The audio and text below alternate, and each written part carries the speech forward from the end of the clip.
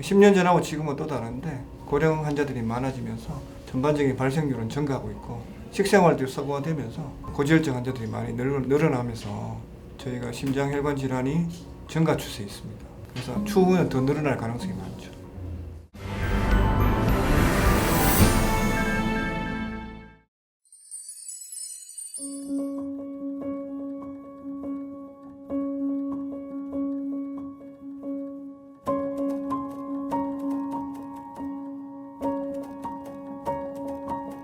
조사한 자료마다 다른데 전 세계적으로 조사한 자료에 따르면 심근경색 기준으로 하면 허혈성 심질환 포함해서 심근경색 기준으로 하면 고지혈증 전반적으로 기여도가 한 42% 정도 되고 그리고 뇌졸 중에는 한 고지혈증이 한 24% 정도 기여하는 걸로 되어 있습니다. 그게 전체적으로 제 생각에는 국제적인 연구하고 국내 연구가 조금 다르긴 하지만 분명한 거는 고지혈증 혹은 이상지질혈증은 동맥경화의 큰 원인 중에 하나라는 거죠.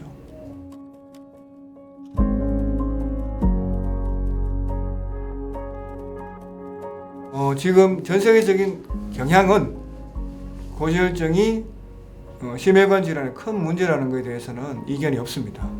동맥경화의 가장 직접적인 원인은 고지혈증, 콜레스테롤이라는 것은 이견이 없는데 그래서 많은 학자들이 그걸 낮추는 데 초점을 두고 있고 얼마나 낮춰야 되냐, 어떤 위험이 있을 때 얼마나 낮춰야 돼서 전 세계적인 진료 지침이 나와 있습니다. 그 중에서 초고위험군, 고위험군, 중위험군, 저위험군 이렇게 구분을 해놨는데 초고위험군은 누가 보더라도 이분들은 심혈관 질환이 앞으로 발생할 가능성이 높다. 10년 내에 30% 이상 추가적인 발생률이 의심되는 분들을 말하는 거고 이미 병을 진단받은 분들, 중풍이나 말초혈관 질환, 심장병으로 치료를 받았거나 협심증이 있거나 그건 반드시 들어가는 거고요. 두 번째는 그런 병이 생길 가능성이 있는 위험인자들 중에서 위험인자가 굉장히 오래됐거나 특히 예를 들어서 당뇨가 20년 넘었거나 혹은 콩팥이 기능이 많이 떨어져 있거나 그런 분들은 심혈관 질환이 발생할 위험이 높다고 되어 있거든요. 그런 분들은 초고위험군에 포함되어 있죠. 네, 일반적으로 초고위험군은 LDL 기준으로 55 이하로 떠주라고 되어 있거든요.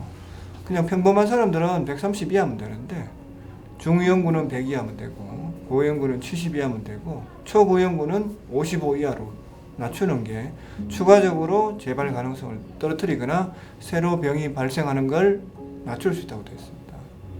그러니까 고위험군일수록 약에 대한 효과가 더 커요.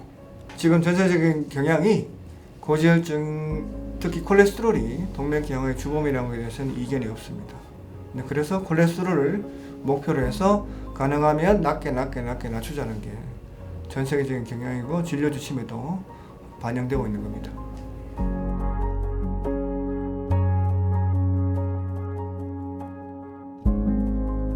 일반적으로는 콜레스테롤은 우리 몸에서 꼭 필요한 성분 중에 하나인데 대개 간이나 부신, 장에 의해서 만들어지는데 대개 간에서 많이 만들어지고요. 콜레스테롤이 높아지는 이유는 간에서 많이 만들어진 콜레스테롤을 우리 몸에서 처리를 못하거나 혹은 우리 몸에서 많이 먹거나 그 세 가지죠.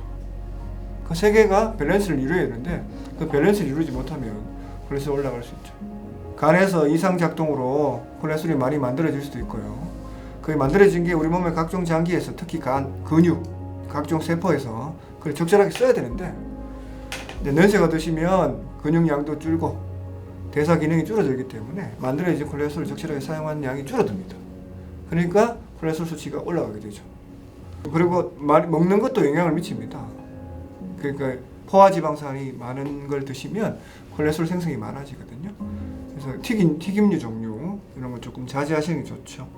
그리고 돼지고기, 소고기 중하고 휘핑크림, 버터, 아이스크림 이런 거 다 그게 포화지방산이거든요. 가족성 고지혈증이라는 게 있는데 우리 몸에서 간에서 일반적으로 남아있는 잉여 콜레스테롤을 간에서 이렇게 쭉 흡수를 해서 간에 저장을 시켜놓는데 그 흡수하는 과정에 콜레스테롤을 잡아들이는 수용체가 문제가 생기는 선천적으로 그래서 우리 몸에서 콜레스테롤 제거가 안 돼서 혈중에 많이 떠돌아다니는 병이고요. 그러니까 유전적인 문제로 콜레스테롤 제거가 잘 안 되는 분들이 고지혈증, 콜레스테롤이 높게 나타나는 걸 말하는 겁니다. 그러면 조금 심장병이 일찍 생겨요. 그리고 집안 내력이 생기고. 그래서 대개 이제 16세 이전에는 LDL 콜레스테롤 기준으로 155 이상이거나 16세 이상이면 190 이상일 때 LDL 콜레스테롤 기준으로 의심할 수 있고, 황색종이라는 게 있거든요. 이렇게 지방 덩어리가 뭉친 거예요. 그게 여기나 이런 데 생기거나 눈 주위에 생기거나 지방 덩어리가 뭉치는 분들이 있어요. 그런 때는 의심할 수 있습니다. LDL 콜레스테롤이 비정상적으로 높거나 몸에서 황색종이 있거나 혹은 집안 내력에서 심장병이 온 집안 사람들이 심장병이 있다. 대개 50세나 60세 이전에, 그러면 가족력을 의심할 수 있습니다. 그러면 가족성 고지혈증, 고콜레스테롤 혈증을 의심할 수 있습니다. 근데 이게 동종 DNA 2개가 문제 생긴 경우에는 10대에도 심장병이 생겨요. 근데 그런 사람은 더 적극적으로 선별 검사를 해서 초기부터 치료를 해야죠. 이형 집합은 대개 한 500명 중에 1명 생기고, 동종 접합은 30만 명 중에 혹은 100만 명 중에 1명이 생긴다고 그랬거든요. 근데 이형 접합은 생각보다 많은 것 같아요.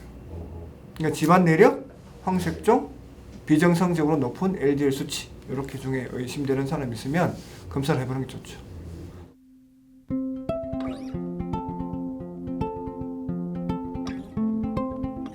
특히 고혈압은 비만, 운동 부족 이런 게 원인이죠. 그런 게 같이, 비만은 또 고지혈증의 원인 중에 하나입니다.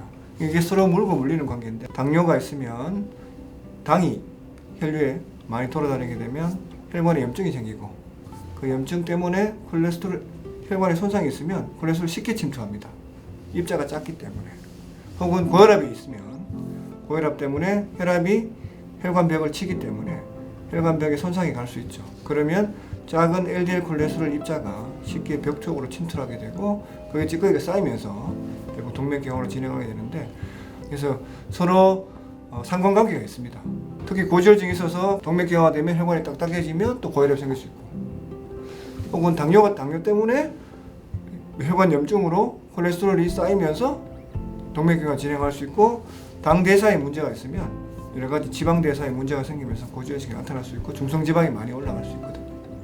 일반적으로 우리 어르신들이 진료를 오시는 분들이 혈압 높냐, 당뇨가 있냐 없냐를 많이 물어보시는데, 콜레스테롤 높냐 없냐를 잘 안 물어보시거든요.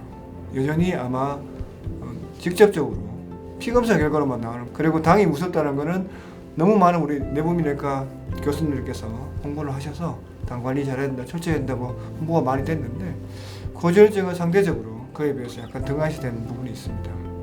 그래서 어떤 자료를 보면 인지도가, 본인이 고지혈증이 있으면서 내가 고지혈증이라고 느끼는 분들은 한 50% 정도라고, 우리나라 자료를 보면 그런 게 있더라고요. 금방 말씀드린 대로 전 세계적인 경향이 고지혈증이 동맥경화의 직접적인 원인이고 심혈관계 질환의 직접적인 원인이라고 이미 많은 전문가들이 얘기하고 있고, 치료 방침도 그쪽으로 집중하는 경향이 있기 때문에 오늘 이걸 시청하시는 분들은 고지혈증에 대해서 심각성을 대해서 한번 인지하는 게 좋을 것 같습니다.